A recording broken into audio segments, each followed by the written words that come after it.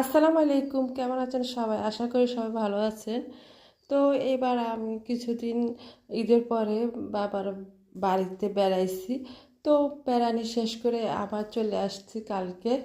তো অনেক দিন থাকার পর এখন চলে আসলাম নিজের বাসভবনে আর কি। তো যতদিন ছিলাম ভালোই ছিলাম। তো এরপরে এখন আসছিলাম, তো আমার রান্না করা গরুর মাংস ফ্রিজে ছিল, তো এগুলো আমি গরম করে নিয়েছিলাম রাত্রের বেলা খাওয়ার জন্য।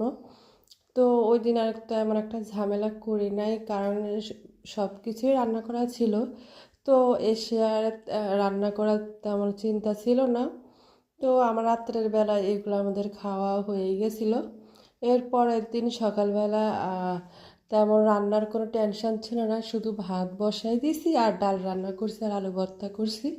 আর আগের দিন রাত্রের বেলা একটু মাংস গরুর গোশত ছিল, তো এগুলো খাওয়ার জন্য আজকে এভাবে আমাদের দিন চলে যাবে আর কি। তো অনেক দিন ভালো মন্দ খাইছি, এখন আর এগুলো ভালো লাগতেছে না, গরুর গোশত বা মুরগি এইসব। তো এই জন্য আজকে আলু ভর্তা বানাবো আর কি, এটার প্রিপারেশন দিচ্ছি। আর অনেক দিন পর আলু ভর্তা খাওয়াতে অনেক মজা লাগছে।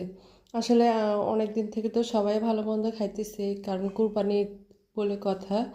তো এখন সবাই ভালো মন্দ খায়, তো আমরা অনেক দিন ধরে খাইছি, এখন আর ভালো লাগতেছে না, এই জন্য আজকে ভর্তা বানাইছি আর ডাল রান্না করছি আর ভাতে আর কি। তো আমার আজকের ভর্তাগুলো না এত মজা হয়েছে, মানে বলার বাইরে আর কি। তো তৃপ্তি করে খাইলাম, আর সাথে একটু গরুর গোশত ছিল, এগুলো দিয়ে দুপুরে একদম আলহামদুলিল্লাহ খেয়ে। এরপরে এই ভিডিওটা আমার মায়ের হাতের, আমাদের বাড়ির। তো আমার আম্মু হালিম রান্না করবে, এর জন্য আমি একটু ভিডিও ক্লিপ রাখছিলাম আর কি। তো আমার হালিম রান্না করছিল, আমি মাঝে মাঝে একটু ক্লিপ নিয়েছিলাম।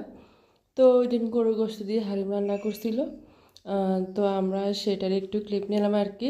তো আসলে হালিমটা কিন্তু অনেক মজা হয়েছিল। তো যেভাবে সবাই তো জানে হালিম রান্নার প্রসেস, তো আর আমি তেমন একটা বললাম না আর কি।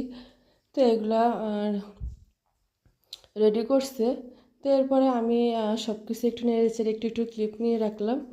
আসলে ভিডিওগুলো একটা শুধু ভিডিও না, এটা একটা স্মৃতি হয়ে থাকবে, যারা মানে এটা যখন আমি দেখব তখন আমার মায়ের কথা মনে পড়বে, যে সবার সাথে এরকম আসলে আনন্দ মুহূর্ত, যে সবাই একসাথে খাওয়া থাকা, এটা একটা আলাদা সুন্দর। তো এটা ভালো লাগা কাজ করবে, এই জন্য আমি আম্মুর কিছু কিছু রান্নার একটু ক্লিপ নিয়ে রাখছি আর কি। তো আবার এগুলো আমি ভিডিওতে ছাড়তেছি, কারণ এটা একটা স্মৃতি হয়ে থাকবে এই জন্য। তো হালিম রান্না এখানে প্রায় মোটামুটি শেষ। আর ওই দিন আমরা সকালবেলা হালিম দিয়ে আর পরোটা দিয়ে খাইছিলাম।